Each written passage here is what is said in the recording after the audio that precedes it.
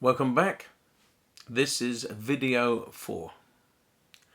This is carrying on from the amazing revelations I experienced at Eastgate Church, what they call the Taster Day, which is a kind of radical born-again Christian hub church, a spin-off of Bethel, I believe, based in Northfleet, Essex.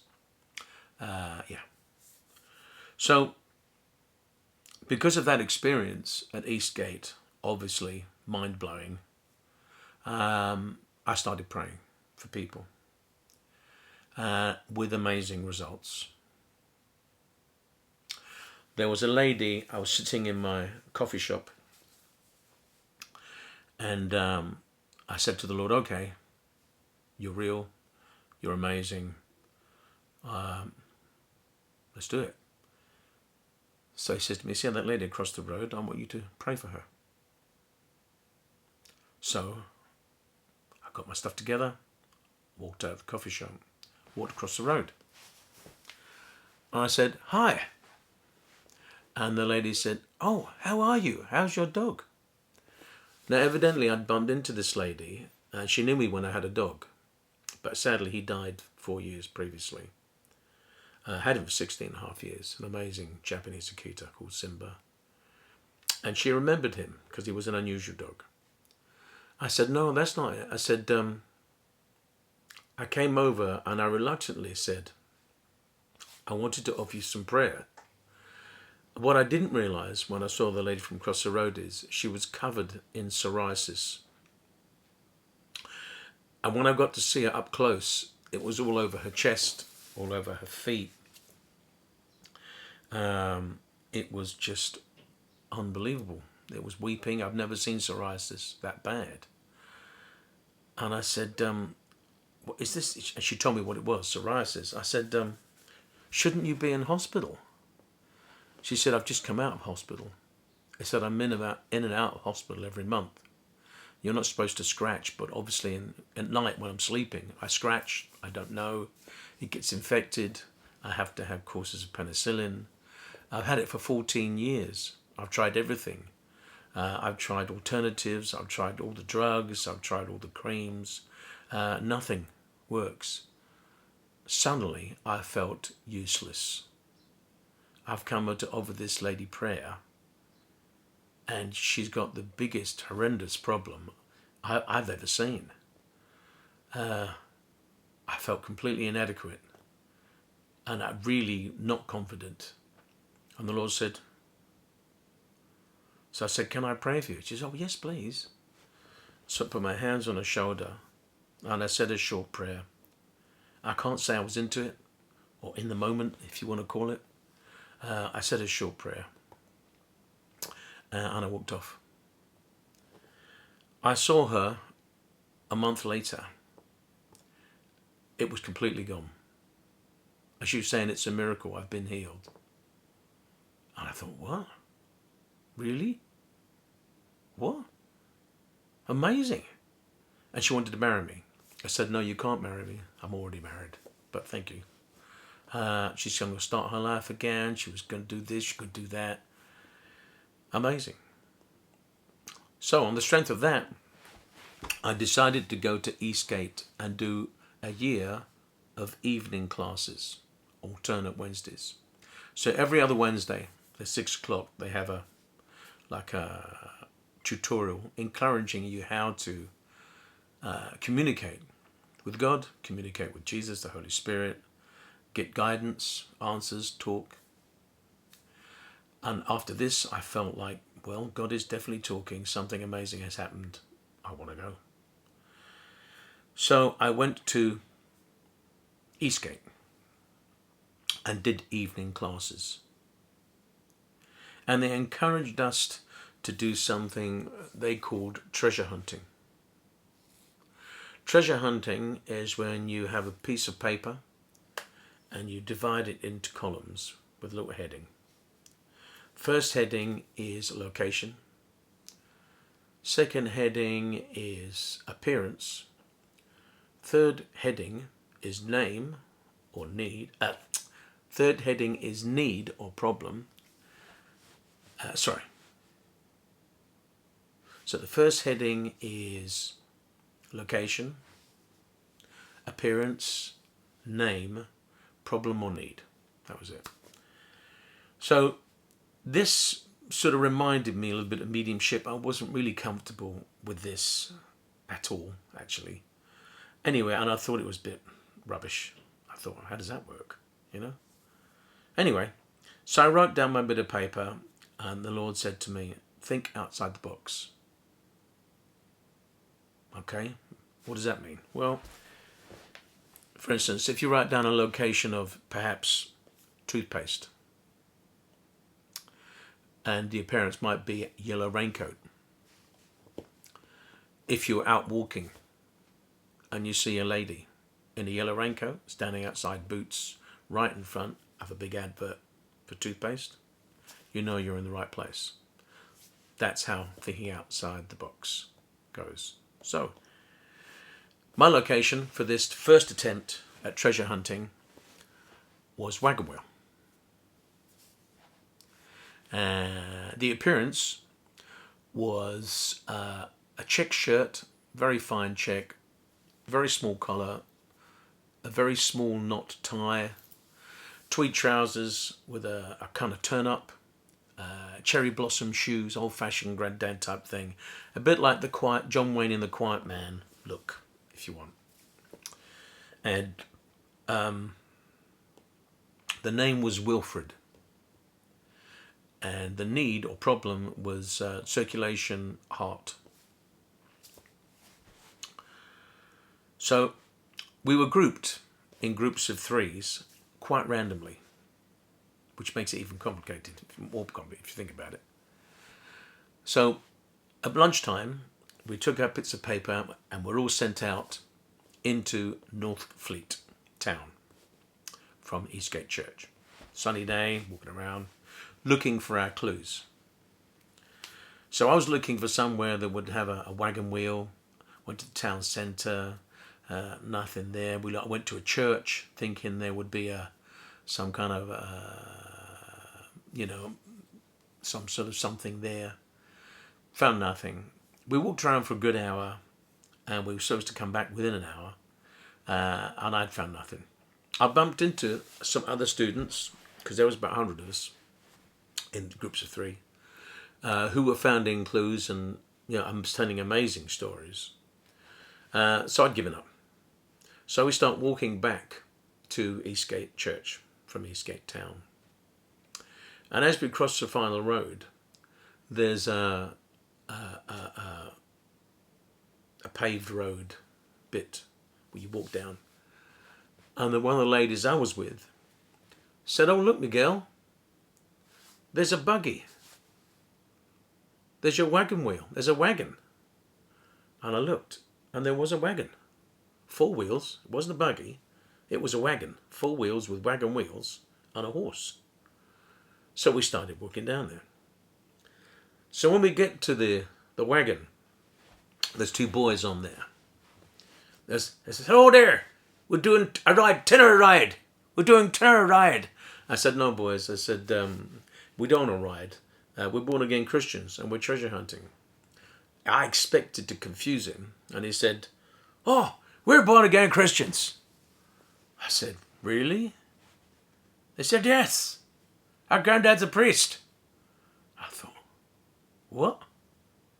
He says, "Yes, he's in there getting a haircut." So they parked outside a barber's. Now, I probably would have walked on, but the 2 ladies I was with, their clues related to the boys, what they were wearing. So we stayed. And I said, "Where's your granddad?" He says, "Granddad's in there. He's getting a haircut." They said, "He just come back from the Holy City." And I said, "Where? Jerusalem?" "That's the one. That's the one." And I'm laughing. And we're all laughing, right? Anyway, about 5 minutes later, this old boy walks out. What does he look like? He looks like the quiet man, John Wayne from the movie. Tweed, turn up, cherry blossom shoes, check shirt, small tyre. I looked at the boys, put my hand up as if to say, don't say anything. I said, excuse me, sir, are you a priest? He says, yes, son, I'm a Romany priest. I said, have you come back from anywhere recently? He said, yes, I've just come back from Jerusalem. I was there for a month. I said, wow. I says, why? I said, well, we're born again Christians and we're doing a treasure hunt, looking for clues, speaking to God. I says, did you know there's a huge revival of born again Christians in the Romany culture and the media aren't talking about it? I said, wow. Who's Wilfred? He said, Wilfred is my mate and he's in hospital at the moment. He's a priest. I said, and I showed him my piece of paper. I said, wow. So we're all thanking God. We held hands and we prayed. And I walked off in amazement. This was my first experience of treasure hunting, talking to God with a sense of definite clues, definite purpose. It was extraordinary. So what happens? Well, the next day, of course, you start to doubt. And I started to think that the only reason this worked is because I was in a group of people. And if I were to do this by myself, it probably wouldn't work. So, the next morning, the next day, I sat where I'm sitting now, in my little house, and I wrote myself a list. The location was a park bench near a bus stop. The appearance, black and blue raincoat. And the name, and as I was thinking, the Lord said, think outside the box. I went, Friday. Now, I don't say that to be awkward, but when you have to think outside the box, I think you've got to be random. So I said Friday. And the need, it was money. That was the problem. So I thought maybe I might find a homeless person I can bless or help her. So I took my bit of paper and I started walking to town. Halfway down, in my mind, and I've always seen pictures, if you want, Will, kind of psychic pictures in my mind's eye. I saw a picture of the bench near the bus stop outside the council offices in Bishop Stortford. It was like a Polaroid I saw in my mind. I thought, I know that. So I got excited. So I started walking quicker. And when I get to town, I thought, I'd love a coffee. The Lord said to me, you have time for coffee? I thought, okay. So I went to Costa. They're doing a bacon sandwich for £1. Who can say no to that? So I had a bacon sandwich, drank my coffee, trying to get it done.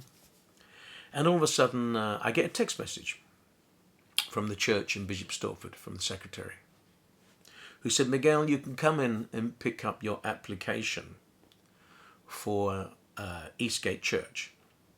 I'd applied for the day school, but I had to get signed off by our head pastor to go. That's how it works.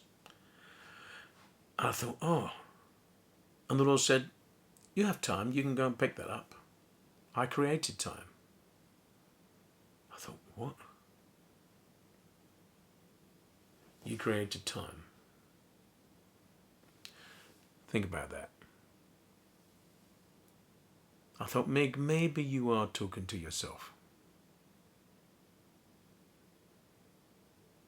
So I relaxed. And I thought, well, I've cocked this up. So I finished my coffee, slowly, finished my bacon sandwich. I ambled down to the community church, Bishop Stortford. I regaled them with my story of Wilfred, the Romany priest, my first experience of treasure hunting.